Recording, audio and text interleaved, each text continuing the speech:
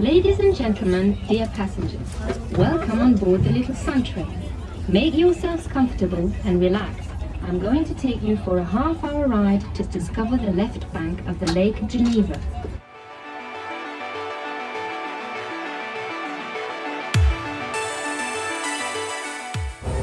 You probably haven't noticed that I'm not an ordinary little train, as I run only by solar energy. My locomotive is run by an electric motor, together with an 80-volt 600 amp battery. Alone, my battery weighs 1,600 kilos. I'm 18 meters long and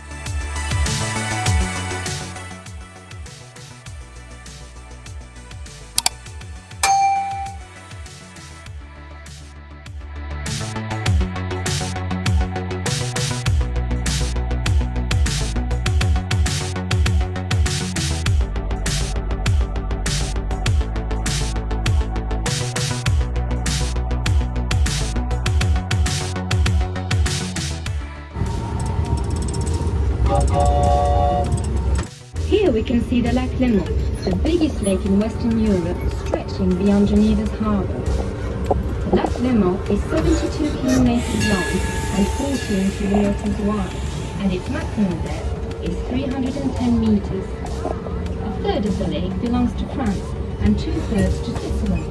It's a real paradise for sailors, except for the strong winds, known here as the Bise, the Joran, the Border, which are not easy to control, and the memory of terrible tempests has remained in the minds of many Genovese sailors.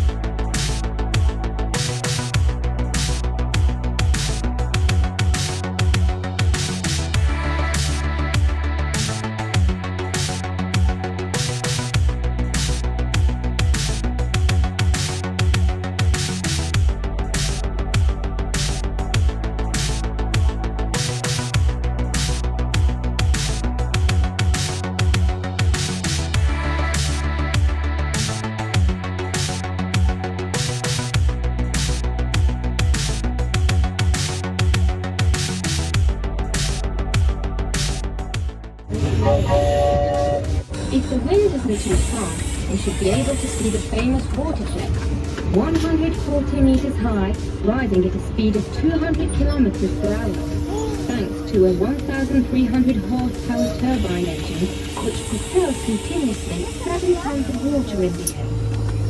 The water jet was created in 1880 to regulate the pressure of Geneva's drinking water, and it has now become the symbol of our city.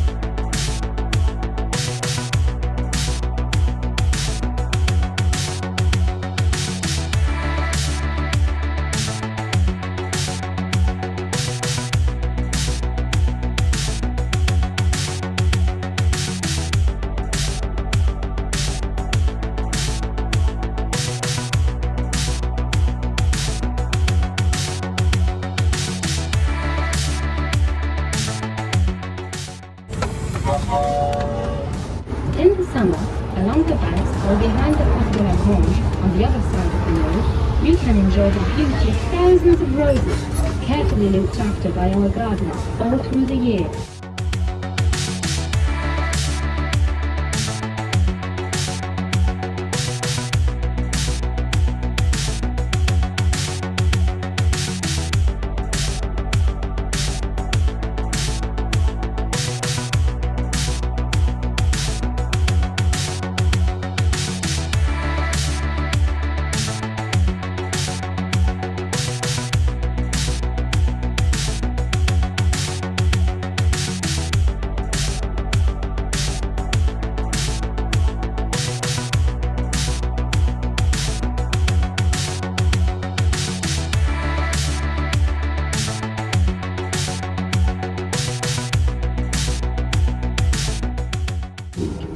Facing the landing stage of the Orville, you can discover the statue de la Brise, looking far up, just like a mermaid, at the ships and the sails. This statue was sculptured in 1940 by the artist Henry Kuhn.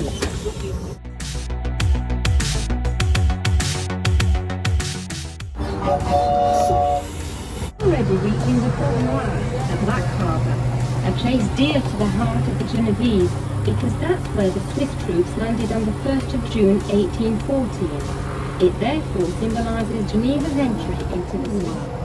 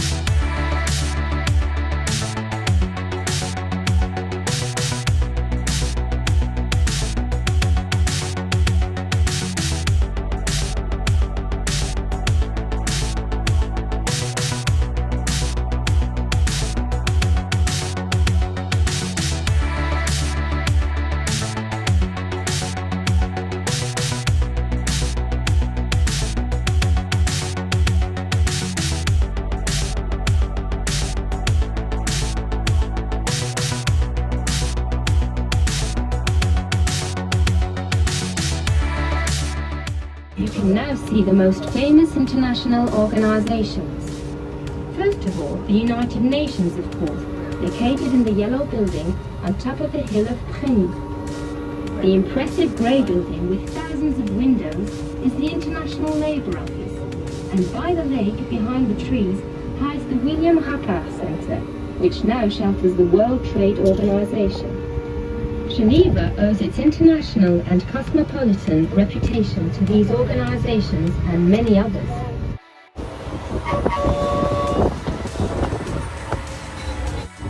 The Parc des Orbies you can now see facing the lake was the property of Rues-Basses, the engineer who built the Gotthard Tunnel. It was sold to the town of Orbies in 1912 and since then is a public property which attracts many botanical lovers.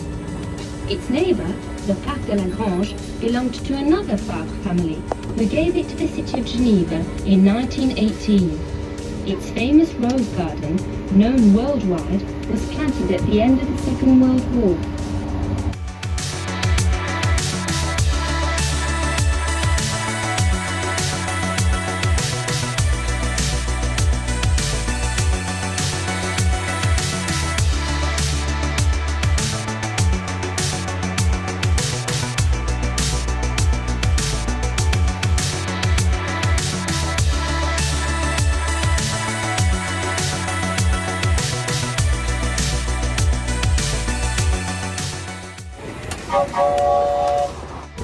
These strange trees, under which we are now riding, are plague fruits, trimmed every year so to create these funny umbrella shapes.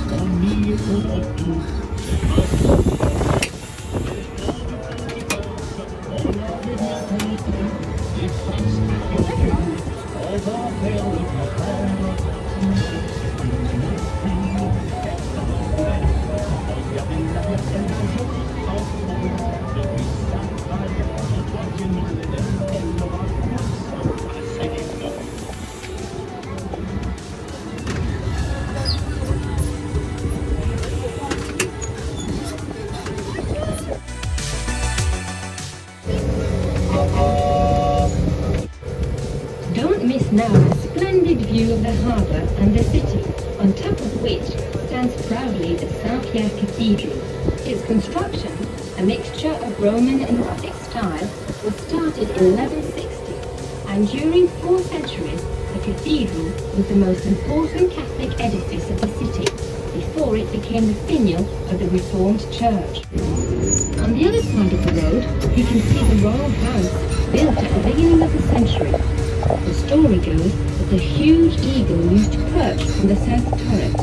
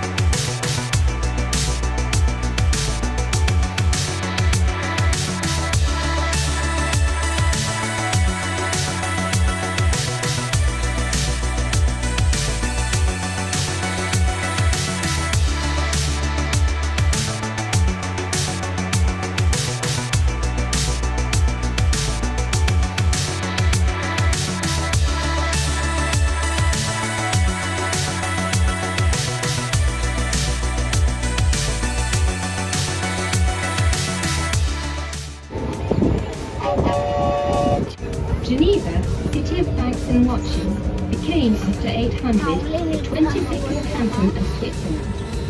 Nowadays, Switzerland counts 26 prefectures,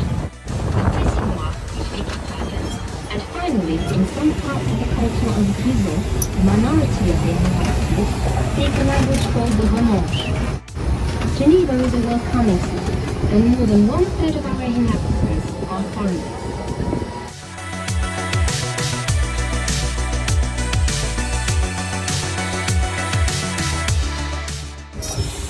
The garden was laid out in the middle of the 14th century, at the time when luxurious houses were starting to be built on the harbour.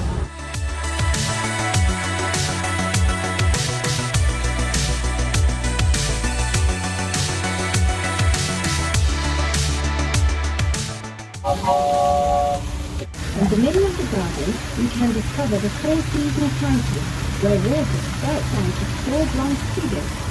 It was built in 1958 by the Genovese sculptor and jeweller Rues-Basses.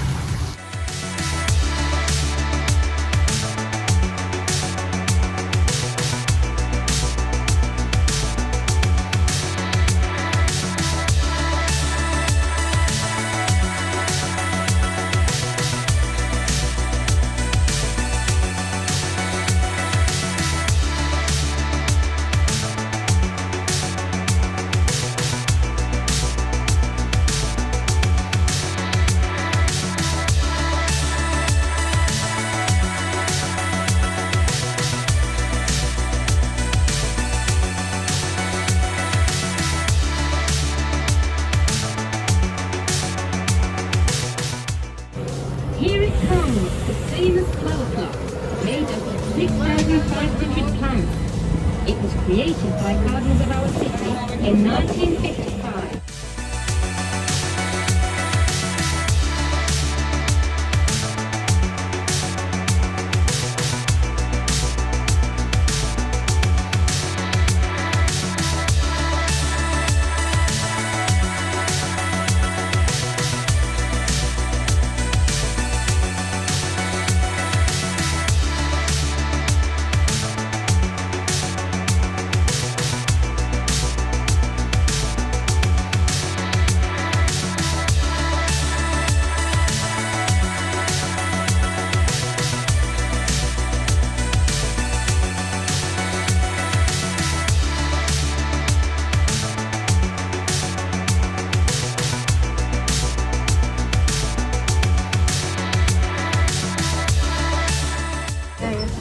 We are now entering the site of the National Monument. It symbolises Geneva's gratitude towards Switzerland and represents a strong and maternal investment. We have now reached the end of our ride, and I hope you will keep good memories of Beautiful Tram. I wish